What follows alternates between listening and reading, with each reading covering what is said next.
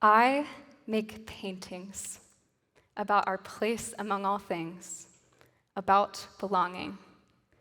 These paintings pull me deeper into relationship with the surroundings that I call home. This painting that I'm holding is of the Salt Lake Valley, the valley we love, the valley we are in right now.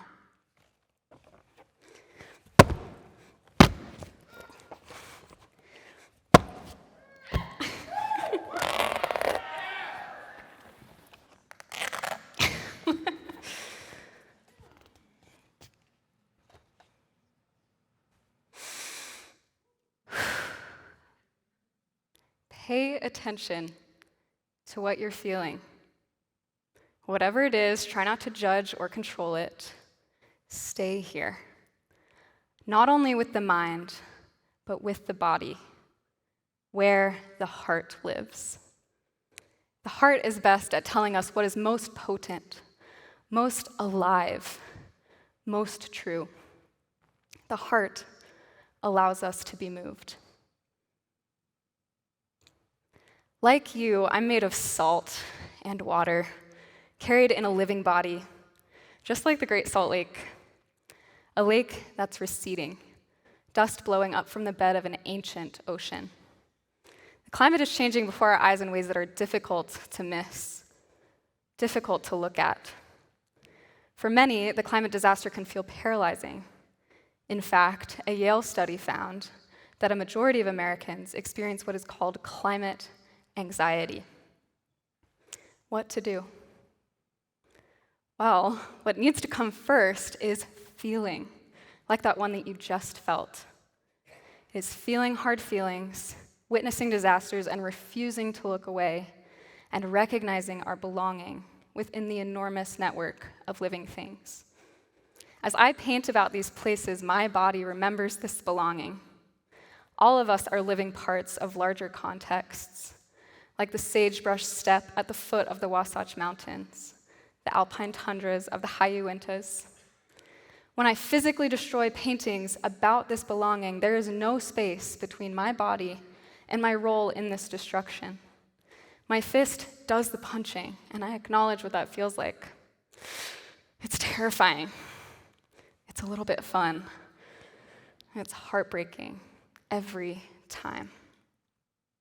This canvas punch asks us to acknowledge our grief. In doing so, inevitably, we acknowledge our love and our heartbreak. From heartbreak, we can start to mend. This project, to me, feels like purposeful participation in the cycles of destruction and reorientation. I often feel my heart getting broken because of industry, extraction, runaway systems grown too powerful.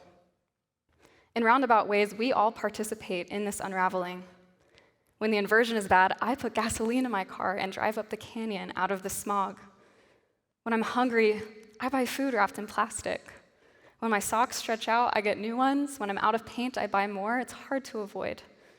I'm thoroughly entangled in the destruction of the places that I love so deeply. We exist inside of frameworks built before us.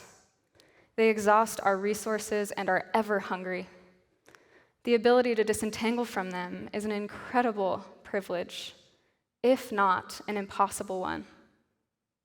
But imagine if all of us allow ourselves to care, to feel deeply our grief and our anger. There are so many of us. Imagine all we could nurture, replenish, and mend. If I told you it would take 30 more hours to repair this painting, would you tell me that it was too hard?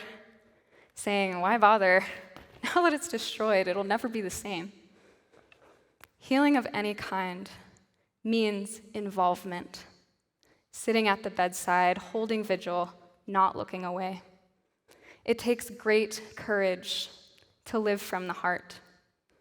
It takes great courage to stay. Thank you.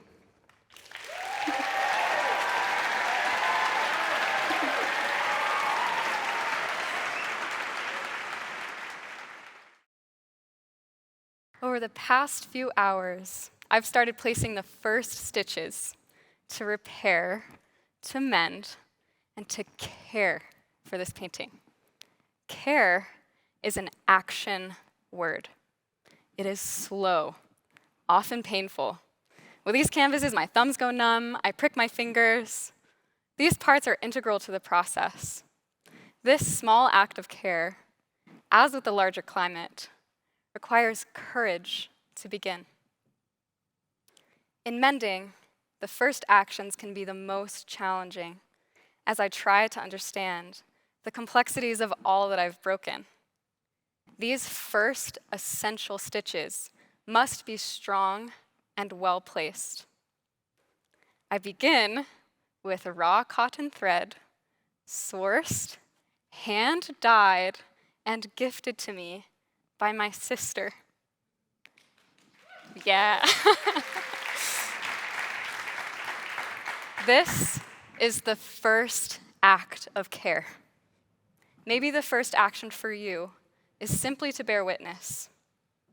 Simple as not looking away when disasters happen, as the lake dries, as inversion sweeps in, as snowpacks diminish and temperatures rise.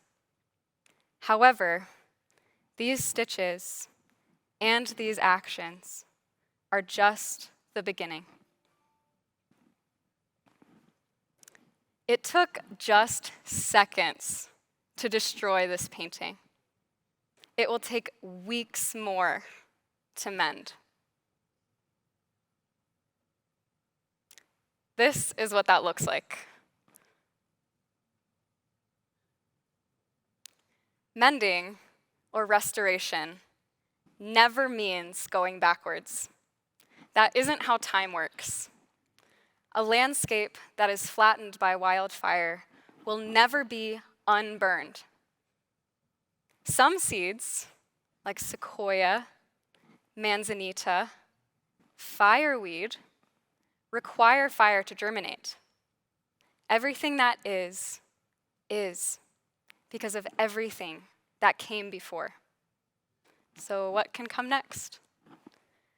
This canvas will be stronger for the mending. After the process is complete, held to the light, something magical happens. The light shines through the torn seams, the holes where the stitches went in like so many stars. Beauty because of intentional care. This painting is part of a larger body of work that is teaching me about my place here. Over the years that I've been working on this project, I've learned to continue to care, despite the fact that nothing lasts. To care in the face of all the things that scare me and break my heart.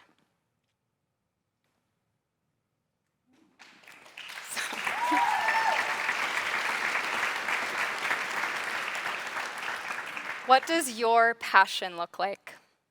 Your active care? Where is your heart asking you to stay? Destroying things is easy and fun and heartbreaking and terrible. Mending is an act of care, stubborn and defiant. Mending takes heart, takes endurance. May we give our hearts tenaciously to all of the things that we love and destroy.